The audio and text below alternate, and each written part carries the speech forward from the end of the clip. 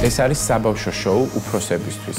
რას ნიშნავს ეს? რომ კაცრი სასტიკი წესები რჩება და უფრო პირიქით მძიმდება, რაც რეიტინგს წევს გადაცემის, მაგრამ ჩვენთვის, როგორც ამ რეალიტის მონაწილეებისთვის, სიტუაციას ართულებს. მე იმ წითელ სკამს შევადარებ ელექტროსკამს, ოღონდ ვოლტები უფრო მეტი აქვს. მე არ ვითამაშებ ხალხზე ისევე, როგორც წინაზე ამას ვაკეთებდი და უმამრავი კრიტიკა დავიმსახურე იმის გამო, რომ ვიყავი ძალიან გულწრფელი და ვახმოვანებდი ჩემ ფიქრებს.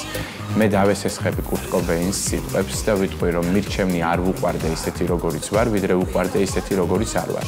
ახალ საბავშვო ხმაში ვაპირებ, რომ თითოეული ბავშვი წარმოვაჩინო ისევე, როგორც წინაზე, მაქსიმალურად ჩაუწვდე მათ სულს და ამოვიღო ის ძვირფასი, რაც არის ყველაზე მნიშვნელოვანი, ინდივიდუალიზმი და პრინციპში ალბათ ეს ერთ-ერთი ჩემი პრიორიტეტია სხვა მწვრთნელებისგან განსხვავებით. ერთადერთი, რაც ამაყად შემიძლია ვთქვა, ჩემთან ჩაწყობა არ მოსულა.